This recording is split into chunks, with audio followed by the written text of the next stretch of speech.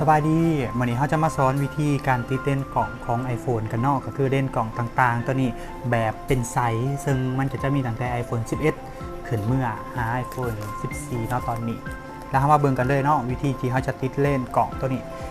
แบบไซส์ก่อนอื่นมาเบิ่งกันเลยว่าในกล่องนี่มันจะมีอย่างไหนที่ทางหารแถมให้เนาะเขาจะมีเป็นประเภทเล่นแบบไซส์และก็อุปกรณ์ในการติดทั้ง2อย่างโอเคอุปกรณ์ในการติดนี่จะมีอยู่ที่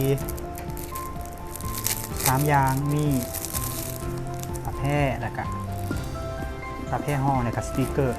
แล้วก็จะเป็นเล่นแบบไซส์แบบนี้โอเคแล้วได้ไซส์แบบที่เราจะมากวมตู้นี่เล่นกล่องของเราแล้วตัวนี้เก็บไว้ก่อนทำอีกนอสำหรับในกรณีที่คนมีเล่นกล่องอยู่แล้วแต่ว่าอยากเปลี่ยนเป็นแบบไซส์มาไม้นอสำคัญที่สุดนอทุกคนก็คือ1เฮาสิใส่เล็บมือของเฮาได้บ่ในการแกะถ้าเอากาวบนเหนียวเนาะบันไดก็สามารถเอาเล็บมือแกะได้เลยแต่ถ้าว่าเฮาอยากเจ็บเล็บมือเนาะคือทานผู้หญิงสิแกะไปก็ยันเล็บมือมันหักนู่นนี่หาแนวเอียงก็ได้ที่มันเป็นแข็งจังซี่แข็งเด้อเป็นยางเป็นหนุนเป็นนี่เรียกว่าของขวดเด็บมือมาแกะก็ได้ตัวอย่างประมาณนี้ของแข็งๆที่เฮามีเนาะถ้าเฮาใส่เด็บมือเป็นผู้ชายก็จังซี่แกะออกอาจจะได้จังซี่แต่ว่ามันก็สิเสียวเด็บมือเฮาแนะนำให้ของแข็งๆดีกว่าวิธีเฮ็ดเนาะก็คือหยู่จับเล่นกล่องไว้แล้วก็หยู่ขึ้นดันจังซี่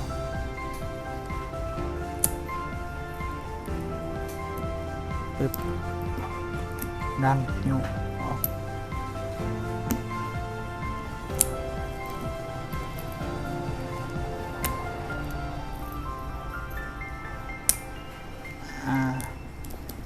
ตัวนี้ก็คือเล่นกล่องที่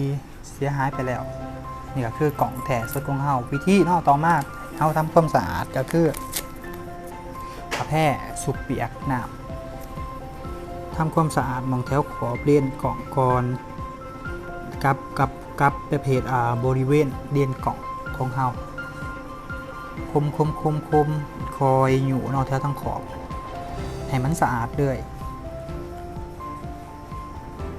ไปอย่างสิเขาจะบตัดเด้อทุกคนเพราะว่าอยากให้ทุกคนว่าเขาสิใส่เวลาในการติดประมาณเท่าไรแต่ว่าเขาติดเองอย่างสิ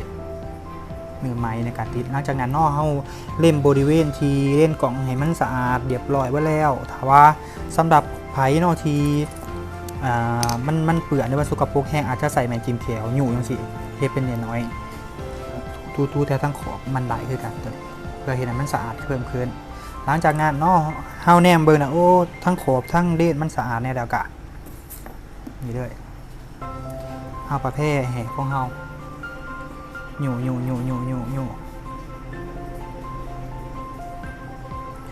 ทให้มันแห้งเนาะทุกคนเสียให้มันแห้งตามดิวตามรอยอย่างต่างๆให้มันแห้งเลยหลังจากนั้นนอกก็คือเฮาทำความสะอาดโดยแพทย์เดี๋ยวเฮาก็เอาสติกเกอร์เล่มมองแถวดูมันต่างๆเนาะพวกหนาดูมันแถวขอบดูมันที่เป็นซ้ำๆอันส่วนใหญ่เนาะพวกขี้ฝุ่นมักดินอยู่แถวแจนี่เวลาที่เฮาติดแบบไซส์ไปมันอาจจะเห็นเพราะฉะนั้นก็ต้องเล่มให้มันละเอียดที่สุดเนาะทุกคนเฮ็ดทั้งขอบอย่างนี้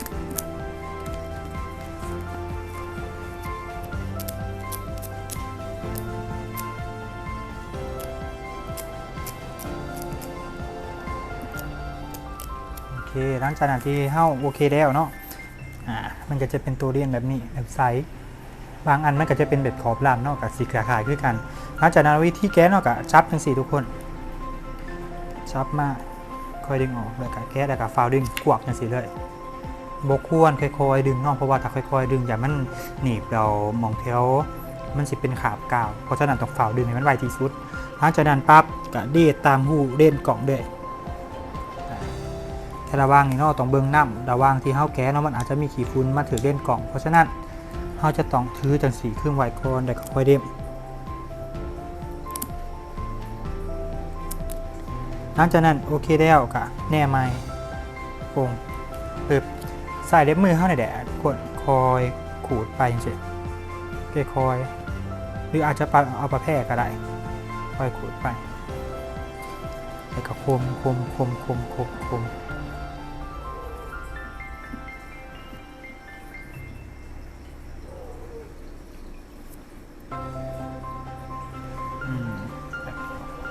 สั้นแล้วก็เอาประเภทพวกผ้าแพร่ที่ของเฮามีอะเนาะทุกคนดูสิแล้วก็จะสวยงามแบบนี้แบบใสเลยตัวเด่นของเฮาหลายคนสงสัยเนาะก็คือว่าเวลาที่เฮาติดออกมาแล้วมันสีมั่วบ่หรือว่าจังไหนเนาะแล้วเฮาจะมาทดลองทายให้เบิ่งเนาะข่าวๆว่าเวลาที่เฮาทายหูมันสิเป็นจังไดกันนี้ด้วยกับมือของเฮา